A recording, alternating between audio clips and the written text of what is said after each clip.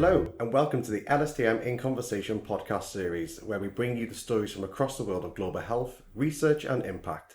I'm James McMahon, the Alumni and Supporter Engagement Manager here at Liverpool School of Tropical Medicine. Today's episode is a very special one. We're exploring the enduring legacy of the FEPOW project, a decades-long research initiative into the health and lived experiences of former Far East prisoners of war from World War II. It's a story that sits at the intersection of medical history, psychological trauma, resilience and remembrance, and it's a story that LSTM has helped to tell for over 70 years. Today, I'm joined by three remarkable guests: LSTM alumnus Professor Geoff Gill, a physician and Emeritus Professor and Honorary Research Fellow at Liverpool School of Tropical Medicine. He has led decades of research into medical and psychological legacy of captivity among former Far East prisoners of war, otherwise known as FEPOWs, and is one of the driving forces behind LSTM's long-standing partnership with FEPOW veterans. Also joining Geoff is alumna Meg Parks. Meg is a medical historian and FEPOW oral history specialist. Meg has played a key role in recording and preserving the personal testimonies of former prisoners of war, shedding light on their resilience and long-term impact of captivity. She also co-directs the FEPOW History Research Centre. Between them, they have co-authored multiple books on the FEPOW history. Let's begin by setting the context for our listeners. Geoff, you've been involved in the FEPOW project for many years. What has made this such a long-standing and significant area of research for LSTM?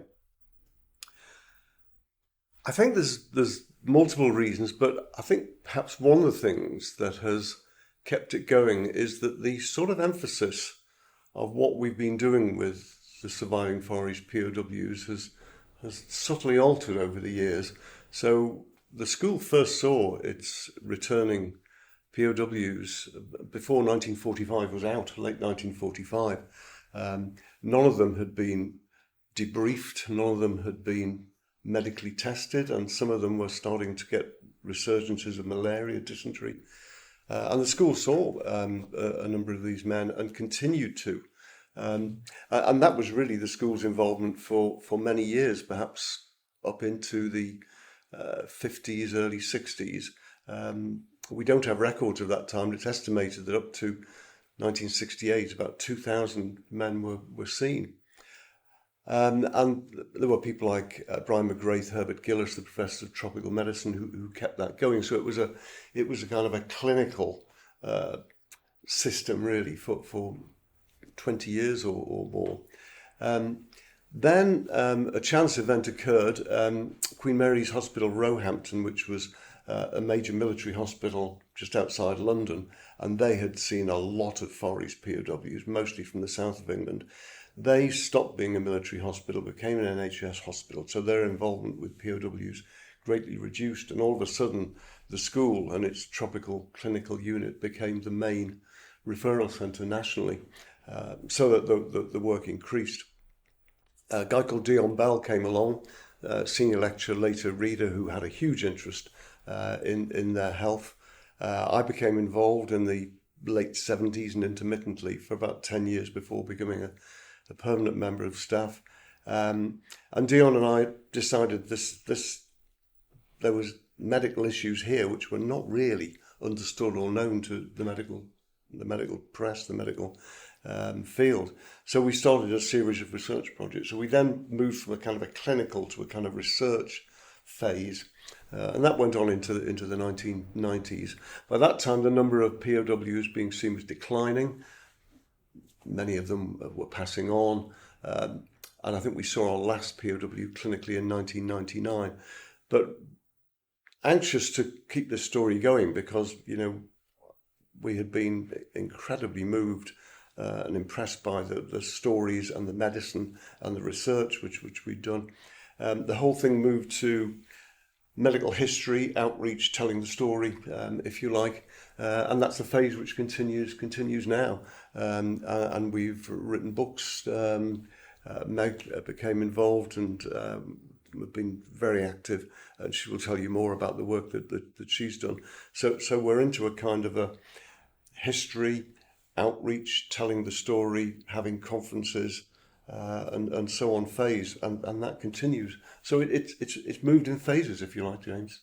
And Meg, you've worked closely with former FEPOW veterans and their families over the years. What drew you to this work initially, and what has kept you engaged with it on such a personal level? Well, family history drew me to it. My father survived captivity in Java in Japan, returning home in late 1945. He was intermittently ill, but he wasn't as badly off as so many were. He was able to pick up the threads of his life, went back to university, trained to be a doctor, having done engineering pre-war, married my mum, who he'd been engaged to after the fall of France. And I grew up with my sisters just knowing that Dad had been a prisoner of war in Japan. That's all you take on as children. You take on these sorts of statements, but you have no idea what this means. It wasn't till my later teens that I started to ask questions, I suppose. And he wasn't given to talking about the subject, but luckily for me, he did at times, and he revealed that he had written a diary, which I only knew that there was a homemade typescript on our bookshelves, and had never we weren't allowed to touch it as kids. But there were diary notebooks, and I saw those before I was 20. I saw those, and it was reading that account of somebody so close to me and wondering how on earth you get through the sort of privations that he described. And he described his diary writing was not very emotional. It was more factual, almost journalistic in its style. Easy for me to absorb, but there were so many questions.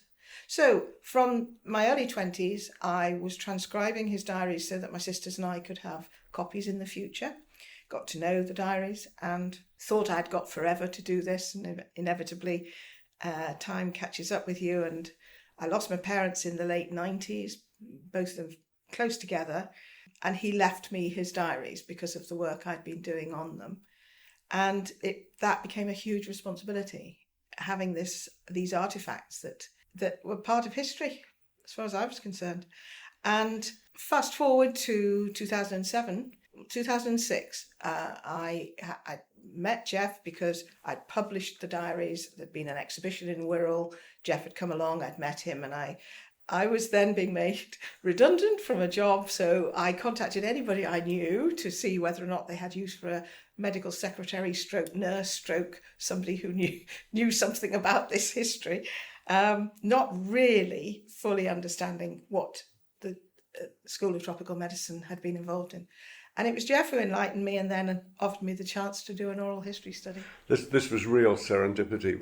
We talked about this on a train back from London for a meeting, and I was conscious that they're really, the number of POWs still alive was rapidly declining. I'd looked at the archives. The Imperial War Museum has a sound archive. There were some stories there, but they weren't terribly good quality. They were mostly officers rather than men. And I had this idea that we really should record stories from a wide area of imprisonment and a wide area of ranks, not just officers. And I had some funding for that, but didn't have time to do it.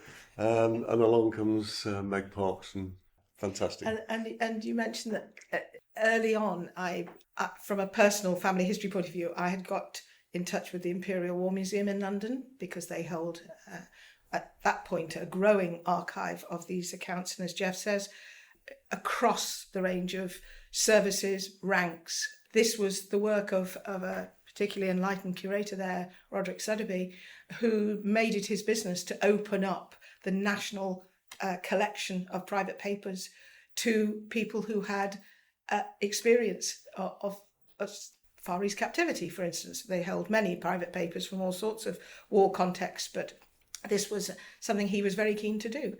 And so from the outset of our oral history study here in Liverpool, we collaborated with the Imperial War Museum, and they hold at least half of the digitised recordings that I made. We're working on getting the other half in their collection, actually online. Half of them at the moment you can access online. And that was very important because that helped when I came to, Geoff offered me the chance to do an MPhil based on the oral history taking that I was doing. And I grabbed the opportunity And then I got to know more about archives such as the Imperial War Museum, the Wellcome Library and others, but particularly IWM, because there's such breadth of interest there. And the men I ultimately got to interview, Geoff had got enough money for a part-time contract for a year. He then offered me the chance to do the MPhil. That changed. It meant we had to go searching for money to keep me on as a research assistant, but he managed it. And I had the opportunity then to devote a great deal of time, and I did. Interviewed 67 veterans and 10 wives and widows. And it was very important to me, knowing how my father had later in life, these things had come home to roost psychologically. He'd got on with his life early on and post-war, and he was a very busy family doctor for his working life.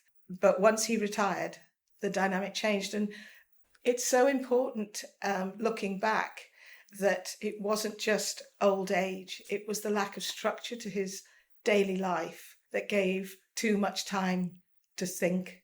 And that altered things within the family. That was something we lived through. It was very hard for my mother in her later life. And I came to understand better as I interviewed more and more wives or widows of these men. And interestingly, when a wife would ask if she could sit in on the interview, I would always say, well, that's up to Joe, Bill, Fred, whoever he was. And he didn't mind. And they sat completely mute, these women. They didn't say a word. They didn't interrupt. They listened. And at the end, all of them, each in different ways, said, I knew I'd hear things I've never heard before. And then one or two of them took the opportunity to put him right about certain things he'd said about, it hadn't been so bad. And the early post-war years, we settled down and the family came along. Typical thing. You didn't mention the nightmares. You didn't mention what said wife. And then we could explore these things as far as they were able or willing. But it was a very interesting dynamic. And it was so important to the women. So very important. So what this has done, as far as the study is concerned, is given it another aspect of this history. It's a history that needs to be shared because it is still, relatively speaking, little known in this country. And that's something we'll come on to in a second, is how keeping the memories alive and why it's so important. But before we go on to that, Geoff, could you talk us through some of the key tropical and long-term medical challenges faced by FEPOWs and how those experiences went on to influence the overall field of tropical medicine? Yeah, certainly. The men came back, as I mentioned, with little or no medical, psychological screening, debriefing, went back home, tried to get on with their lives. And then in the first, perhaps 10 years or so, a number of them, from quite early on after repatriation, started having attacks of fever or attacks of diarrhea. Now, malaria was very common in most areas of Far East imprisonment. And so many of these were recurrences of malaria. The diarrhea were sometimes recurrences of dysentery. There's a type of dysentery called amoebic dysentery, which can be quite long-lasting and can relapse. And so these were seen in the first few years. That sort of declined as the years went by, although we still saw the odd case here at the Liverpool Tropical School 30 years later, approximately. So those were two big problems, particularly early on. There's a worm called Strongyloides stercoralis, a real mouthful, very advanced roundworm, microscopic roundworm, which lives in the soil, particularly prevalent in Southeast Asia, particularly Burma, Thailand, where the railway was built. Burrows into the feet, goes around the tissues to the lungs, the bowel, and cycles round. And because of a process known as autoinfection, can actually cycle round indefinitely. And this causes sometimes bowel disturbance, but often a rash as these larvae migrate around the tissues. 15% of men in our research have this, of returning POWs, and of those that were on the Thai-Burma Railway, 20% had it. So really very, very common, and we saw a lot of that, and we wrote a lot in the medical press about just how long-standing that was. We also saw people with neuropathies, with damage to the nerves in their legs, sometimes their arms or sometimes their eyes. And this was due to malnutrition, due to vitamin deficiencies, due to the poor diet that they had.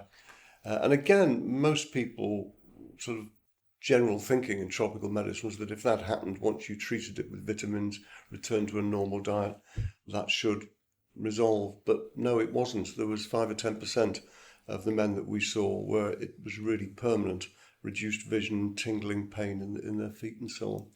So I think drawing all that together, and we published a number of articles in the medical press on these conditions. But drawing it all together, I think what it taught us in tropical medicine was the surprising longevity of exposure to tropical disease. That, here was, if you like, a kind of natural experiment. Thousands and thousands of white European Caucasians put into an area of intense tropical disease exposure, poor nutrition, overwork, and this is what can happen. It's not just a short-term effect. It's not just survival. It's actually the long-term effects. And then there is, of course, the psychological effects, which we can say a lot more about. Post-traumatic stress disorder. Correct me if I'm wrong, but was it Brian McGrath who said, listen to the men? Yes, indeed. So the director of the school in 1944, he was appointed, Professor McGrath, he received a letter from the women of Blackpool in September 1945, and it beseeched him to inform them in some way as to how to look after their menfolk. The men were coming back through the Mediterranean. They knew they were only a few days out from home. They knew those who knew they had a survivor coming home. They were frantically trying to work out how they were going to look after their men. The Blackpool women represented one of those small territorial units called the Blackpool Regiment, inverted commas, drawn from the whole of the Fylde area. And so this whole territorial unit was captured to a man out in Singapore. And the survivors of that were coming back from captivity. And McGrath put on his hat and coat and went to Blackpool and talked to them. And it was reported in the local press the following day. And in the archives here, we have his archives, which are fascinating, and his press folder. And in that is the cutting from that talk, in which he tells them many things. It's reported him telling them about diet and perhaps eat more frequently, not to overload their digestion, and other practical ways in which that they might find useful. And then, counter to all the military medical thinking of the day, and in fact I would probably think even civilian medical thinking of the day, certainly for men, was let them talk it out. He says these words, let them talk it out, ask questions, let them get it out of their systems. And that, as I say, went against all the military medical thinking of the day. The men were being told on the ships bringing them home, don't talk about it. Don't give interviews to the press, because people will come to your door. They'll want to know if you know their son, their husband or whoever, and you'll be plagued with questions you can't answer, and it'll be very hard for you. Don't do it. And the families at home were being given the advice, don't ask.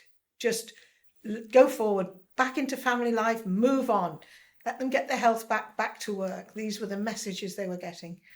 And McGrath just flew in the face of all of that and said, let them talk it out. And that, if we fast forward a few decades to the work that Geoff and his colleagues have been involved in, that broadened their reach in terms of the trauma these men had been through. What they were telling them in clinic meant that they got other help. And I think over to you, Geoff, to explain that. Just going back to Brian McGrath, I met him in his retirement a few times. Remarkable man, really nice guy, absolute polymath. He was a published poet, amongst many other things. But also by a complete stroke of luck, he'd done most of his clinical tropical work in Southeast Asia, which is relatively unusual in those days, and to some extent these days. Mostly it's Africa that attracts tropical physicians.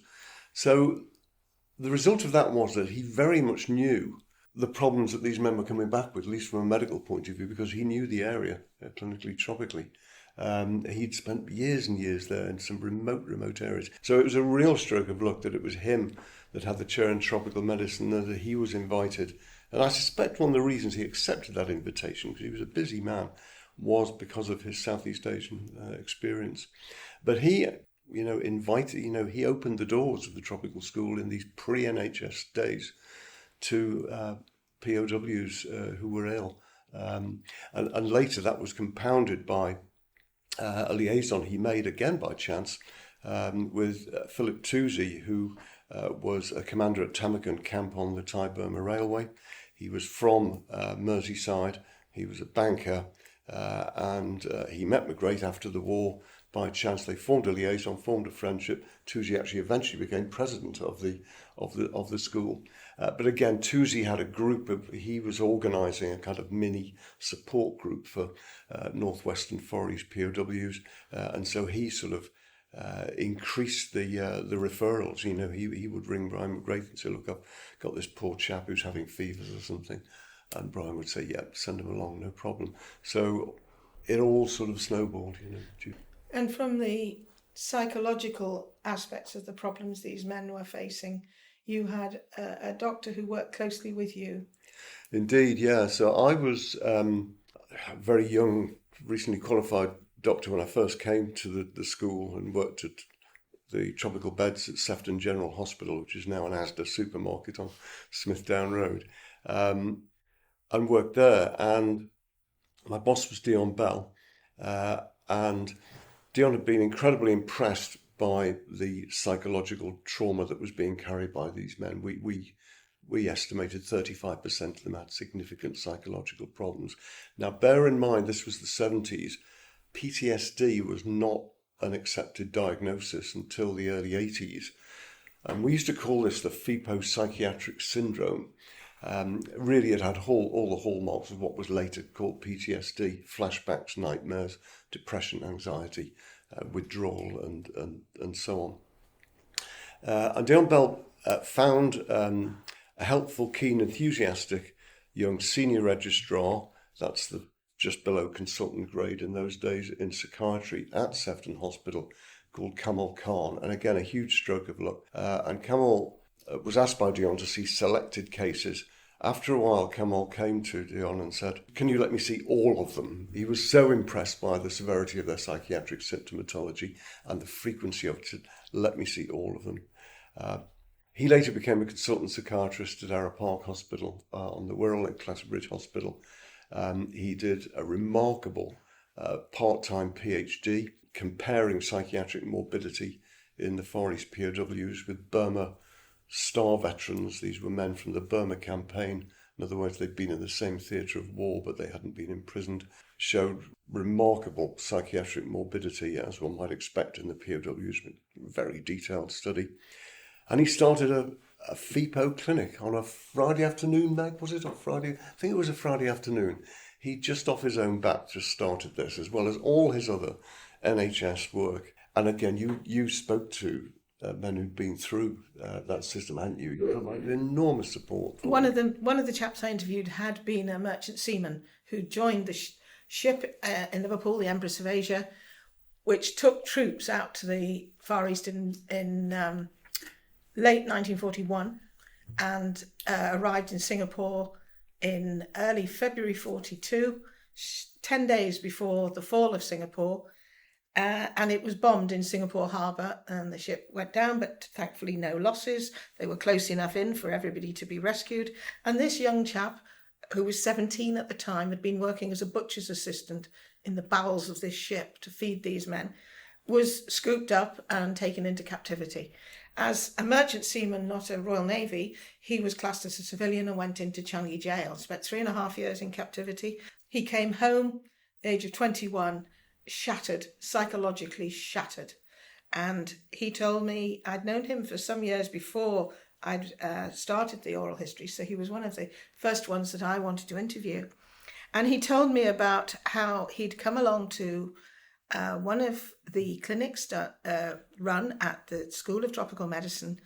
He was well retired, so well into his 60s, because up until that point he would accept no help from any doctor for his psychological problems, because he was terrified of being put into what was then described as a lunatic asylum. Winwick Hospital was his nearest, and this terrified him. So when he came along to doctors here at LSTM, they referred him to Dr. Khan. And in his interview, I'll just read you a brief extract. It was on the radio that anyone who'd been a prisoner of war should make an appointment to go to the School of Tropical Medicine for a strongyloides test. Merle, his wife, insisted that I go. I saw a doctor, Dr. Wyatt, and he told me that the good news was I didn't have strongyloides, but you do have two problems. One is your hearing, and that was because he'd been repeatedly bashed about the ears. This was one of the techniques of the guards, to punch the ears. He was a very tall man. He was a very tall youth, and notably Korean and Japanese were very small. So this was one way they got to get their own back on these prisoners. He said, and the other one is you have a mental problem. And I'd like you to go and see my colleague, Dr. Khan. And here Harry says, so we went to Ara Park Hospital. We met Dr. Khan. And he was a wonderful man. It was his job to talk to people like me. And he talked to me for over an hour. He was wonderful. And he said, you're like 80% of all Far East prisoners of war that I've seen. The only problem is I'm 20 years too late. And Harry said, but I was able to tell him things I couldn't tell Merle. So I went on a regular appointment. There were lots of FEPOWs there that went, and I knew some of them. And each time I went, it was wonderful. What a testament to a doctor's ability to reach out to a man in his late 60s and give him some peace of mind. It was remarkable. And I had the great privilege of also, as part of the study, interviewing Dr. Khan as well. He spoke very movingly of his work with FEPOW patients. We've talked a lot there about the PTSD and the trauma-informed care and the medical research. Could you let us know what's the impact that's still being felt today because of all this work that you've done? I think there are probably two aspects to this. One is that we now recognise the extreme longevity or potential longevity of tropically acquired infections and vitamin deficiency syndromes, that these can carry on for a long, long time. The strongyloides one in particular, this worm untreated can last essentially forever. We are aware of a case in Bristol 65 years after repatriation of that patient, and that case was fatal. Again, we have become aware of distant literature which demonstrated that on some occasions the strongyloides worm could hyperinfect, that if the body's immune system was suppressed, perhaps steroid drugs or something like that, the worm could massively multiply and be very likely to cause death. And this is what happened in the Bristol case. So we've learned that sort of thing. The other thing I think it's impacted on is military medicine. The school for many years has worked quite closely with the Royal Army Medical Corps. Our clinical department nearly always has a trainee from the Royal Army Medical Corps, and we've had a number going through who indeed are still affiliated to the school. Tom Fletcher is one of our senior clinical staff, but actually has a foot in the school and a foot in the army.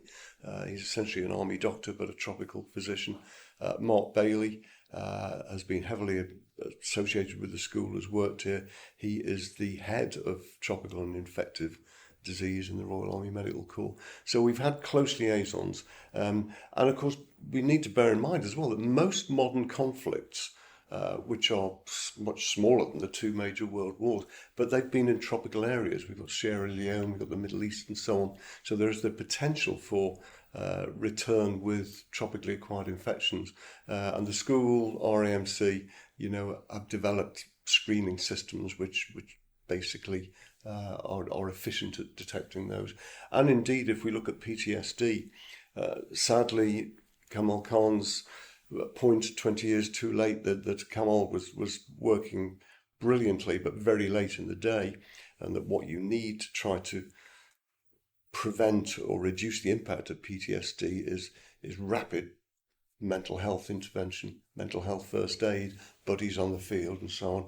And again, I think this is information which the school has passed on to the Royal Army Medical Corps, and the two of us have worked very much closely together, and the RAMC in modern conflicts does have systems of support for people who have been through traumatic events. So I think probably longevity of tropically acquired disease, nutritionally acquired syndromes is something that we've learned, and the interaction with military medicine and war medicine as well have been the contribution, I would say. And could you tell us a bit about Wendy Bailey and her research? Yeah, Wendy's something of a forgotten hero in the story. Wendy, for many years, led the diagnostic laboratory here at the school. Wendy had done a master's degree and a PhD, mostly on the diagnosis of strongyloidiasis.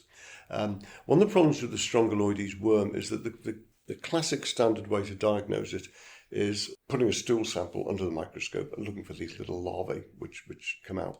Now the problem is that they sometimes don't come out for a while, and they sometimes don't come out in very big numbers.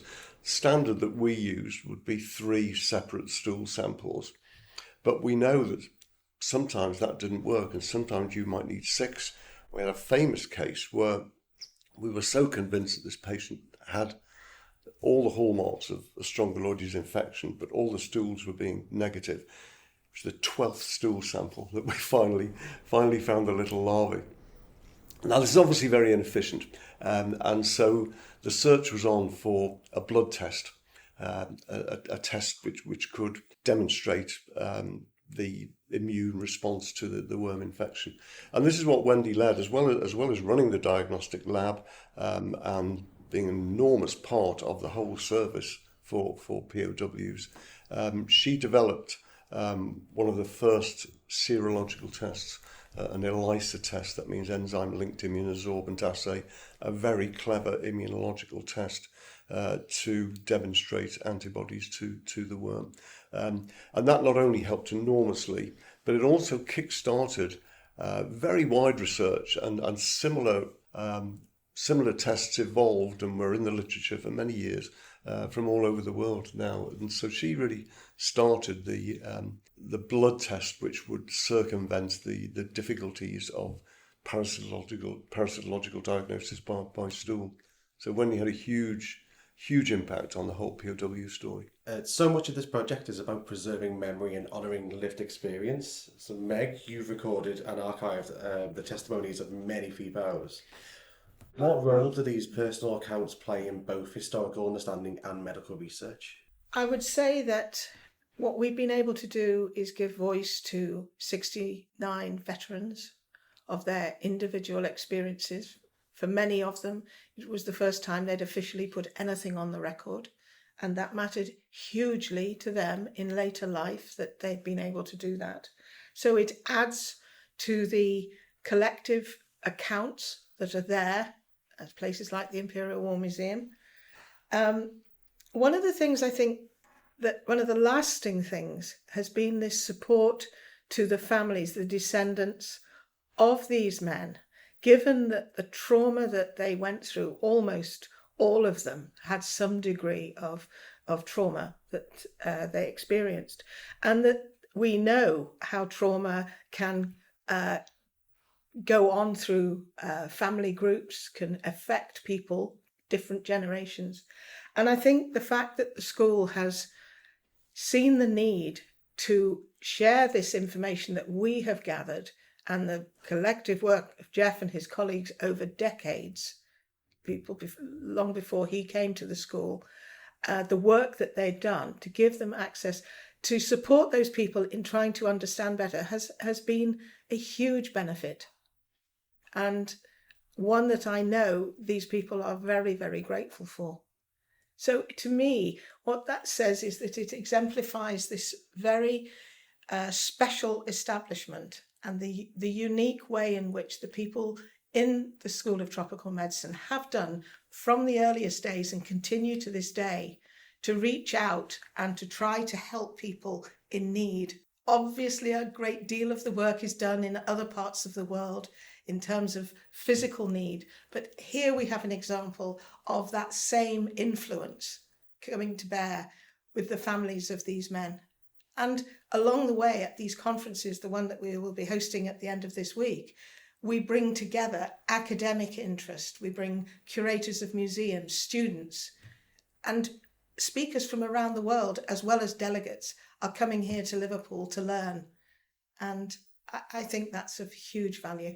What do you hope the next generation of researchers, clinicians or historians will take from all of this? I think what we've seen over the years is the story is clearly of interest to the families of POWs, and many, but not all, of those that come to our conferences and who are our research associates are members of families of POWs. They, some years ago, were the sons and daughters, but now they're the grandsons and granddaughters.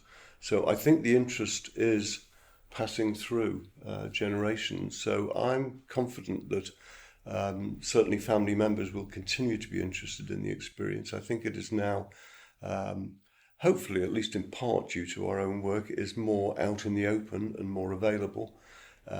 It's more acceptable to be talked about. It's not just a story of defeat that we don't want to know about. And I think it's recognised that there are very much things to be learned, both historically and medically. I mean, one of the angles that Meg and I have researched is the remarkable ingenuity that doctors, scientists and artisans in prison camps used to create medical equipment and medical instruments and so on. And that sort of story is quite unique and is at least now in the historical literature. And also allied to that, the artwork of captivity.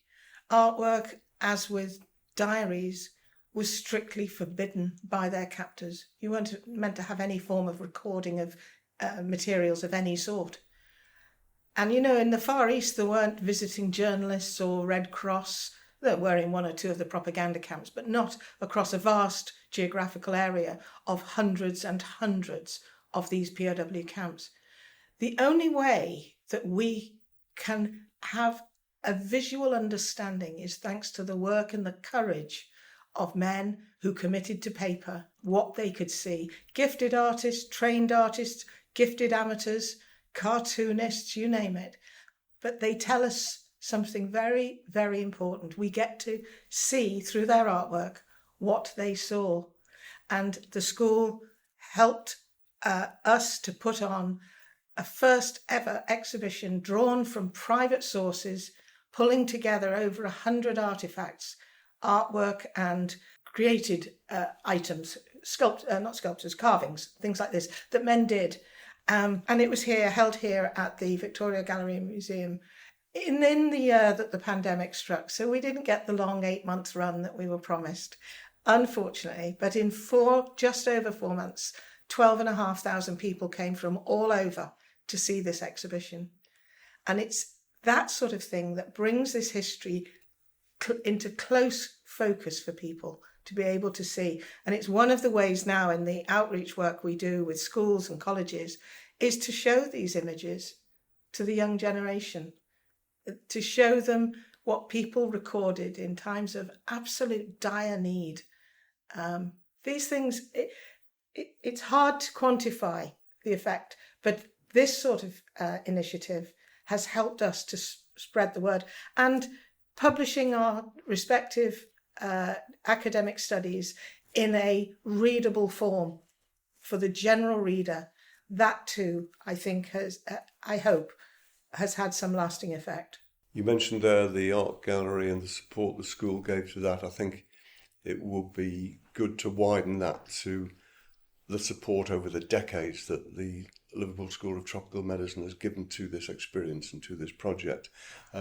Schools of Tropical Medicine are mostly interested in research and treatment of malaria, TB, HIV, women's health, children's health, neglected tropical diseases. So this is a little unusual as a project which came our way, but as it grew and grew and grew, has I think been appreciated as a very important part of the school's activity, and the school has been enormously supportive to ourselves and others in this work, and we'd like to thank them. And obviously it's coming up to nearly 80 years, isn't it, the project? So exactly. What's the future of the FEPOW project now? It won't go away, James. It won't go away. No, I'm sure it will stay. We are having another conference next week, which we have every 2 years. I'm absolutely sure they will continue. We get inquiries, 2 or 3 times a year from usually grandchildren now who know that their grandparents were in this prison camp or the other, but they have no records, and can we help? Sometimes we can. Not always, but sometimes we can. We now have an archivist at the school, and we're in conversation with moving the records that we've got, which are quite considerable, into a proper catalogued space that you can hopefully be available to to anybody. So, these are the things still going on. This is what we're working on for the future. If people want to find out more, you've got a number of books as well, is that correct? Yes, so the first book came out in 2015, was Captive Memories, which is based on the oral histories. So each man and woman gets a voice in that. And it maps out this study that I undertook into medical ingenuity. But for the first time, it tells the story of FEPOWs, Far East Prisoners of War, and the Liverpool School of Tropical Medicine. It was so very important that we got that story told in this first book.